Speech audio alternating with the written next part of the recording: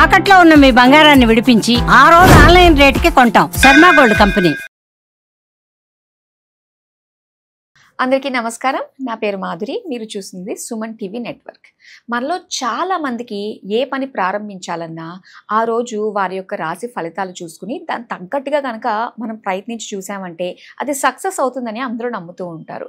అయితే విశ్వావసునామ సంవత్సరం తర్వాత చైత్రమాసం, మరి చైత్రమాసంలో ఎలా ఉండబోతుంది అనే దానికంటే ప్రతి ఒక్కరికి అర్థమయ్యేటట్టుగా ఇలాగా మాస ఫలితాలు అందరికీ అర్థమవుతాయి కాబట్టి ఇంగ్లీష్ మాస ఫలితాల ప్రకారంగా అంటే ఏప్రిల్ మాసంలో ప్రతి ఒక్క రాశి వారికి అంటే 12 రాశుల వారికి ఎలా ఉండబోతుంది, ఎలాంటి జాగ్రత్తలు తీసుకోవాలి, ఎలాంటి పరిహారాలు చేసుకోవాలి అన్న విషయాలు మనకి తెలియజేయడానికి మనతో పాటు ఉన్నారు ప్రముఖ జ్యోతిష్య పండితులు గురుస్వామి రాజన్ నంబూద్రి గారు.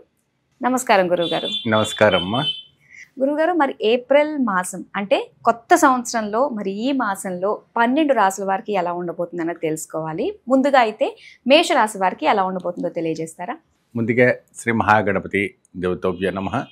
చూసేవంటి వీక్షబంధుకు నమస్కారం. సుమన్ టీవీ వీక్షబంధులకు అందరు కూడా నమస్కారం. అందరికీ మంచి జరగాలి. సో మనం ఇప్పుడు కేరళ నాడీ శాస్త్రం ప్రకారంగా మనం చెప్పబోతున్నామ్మా. మా తెలుగు శాస్త్రంలో వచ్చేసి చంద్రమానం ప్రకారంగా జరగబోతుంది. మనది వచ్చేసి సూర్యనామం ప్రకారంగా చూస్తాం. చంద్రమానానికి సూర్యమానానికి 15 రోజుల వ్యత్యాసం ఉంటుంది కాబట్టి ఫలితాలు ఏదైనటప్పుడు కూడా ఇదే ఉంటుంది. కాబట్టి నార్మల్గా శాస్త్రం వేరు, కేరళ నాడీ శాస్త్రం అనేది వేరు.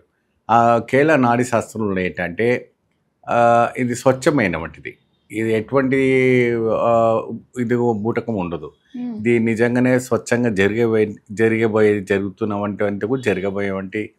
జరుగుతున్న వంటిది ప్రజెంట్ పాస్ట్ అవన్నీ కూడా చెప్పడానికి కేరళ నాడీ శాస్త్రం అనేది చాలా ఫలితంగా మనం తీసుకోవడం జరుగుతుంది. దానికిగా ముందుగా మనం తీసుకోబోయేది మేషరాశికి.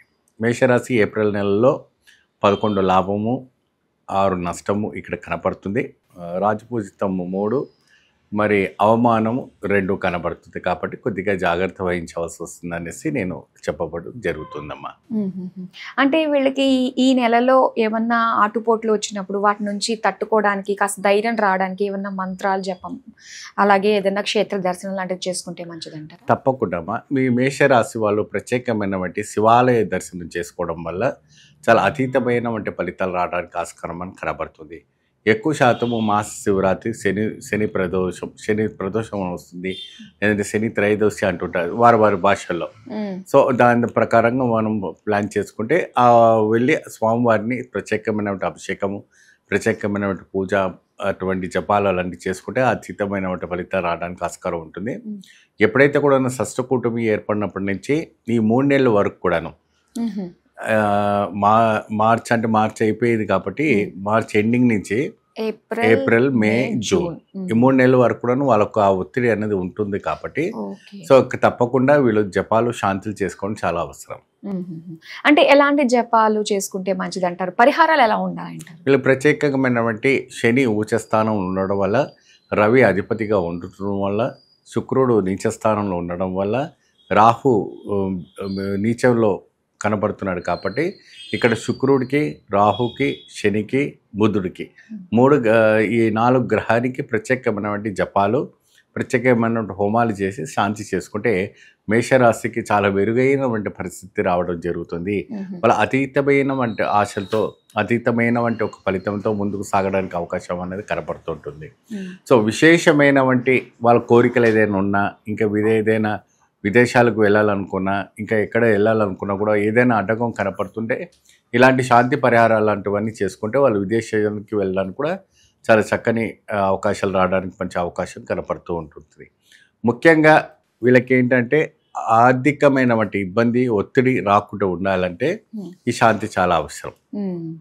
ఈ తప్పకుండా ఈ శాంతి చేసుకుంటే మంచి ఆర్థికమైన లాభదాయకం రావటం, ఆరోగ్యపరమైనటువంటి ఒత్తిడి నుంచి బయటపడడానికి అనేటువంటివన్నీ జరగడానికి అవకాశం కనపడుతుంది. అలానే మరి మేషరాశి ఆడవాళ్ళకి ఎలా ఉండబోతుంది అంటారు?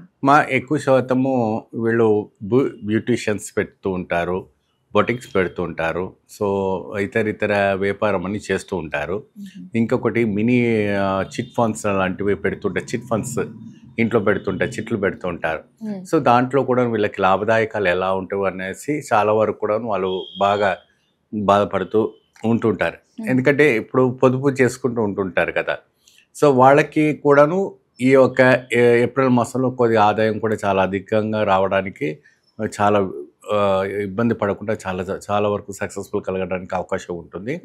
ఈ లేడీస్ ప్రత్యేకమైనటువంటి ఇంకా లాభం కలగాలంటే మీరు శ్రీచక్ర ఆరాధన, లలితా పారాయణము లేదంటే దేవి ఖడ్గమాల లాంటివి చదివితే చాలా అద్భుతమైనటువంటి ఫలితాలు రావడానికి ఆస్కారం కనపడుతూ ఉంటుంది. విశేషమైనటువంటి ఫలితం ఇంకా బాగా పొందాలంటే శ్రీచక్ర ఆరాధన.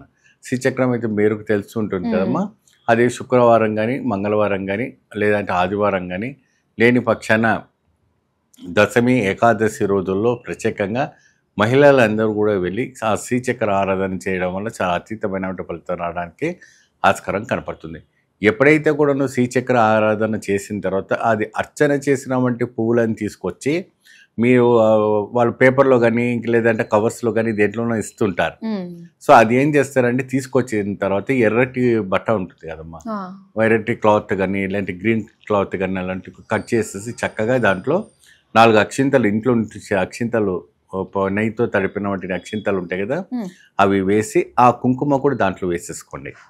వేసేసుకున్న తర్వాత మీరు బొటిక్స్ చేస్తున్న దాంట్లో గలలో కానీ, చిట్ ఫండ్స్ నడిపించే దాంట్లో కానీ, ఇంకా మీరు ఫ్యాన్సీ ఐటమ్స్ పెట్టి నడిపించేవంటి ఏదైనా ఉన్నా, బ్యూటీ ఐటమ్స్ పెట్టి నడిపిస్తున్నటువంటిది ఏదైనా ఉన్నా, ఇంకా ఇతర రంగంలో ఉన్నటువంటి వాళ్ళు మహిళలు ఇంట్లోనే నడిపించేవంటి వ్యాపారం అభివృద్ధి జరిగేటువంటి వ్యాపారస్తులు ఎవరైతే ఉన్నారో వాళ్ళకందరూ కూడాను చాలా లాభదాయకం రావడానికి అవకాశం కనబడుతుంది.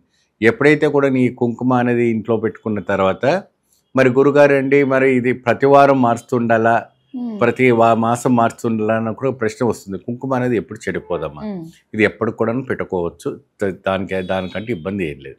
ఓకే గురుగారు, మేషరాశి వారికి వాళ్ళ సమస్యల నుంచి బయటపడడానికి ఎలాంటి పరిహారాలు చేసుకోవాలన్న విషయాలు మాకు తెలియజేసినందుకు ధన్యవాదాలు. నమస్తే.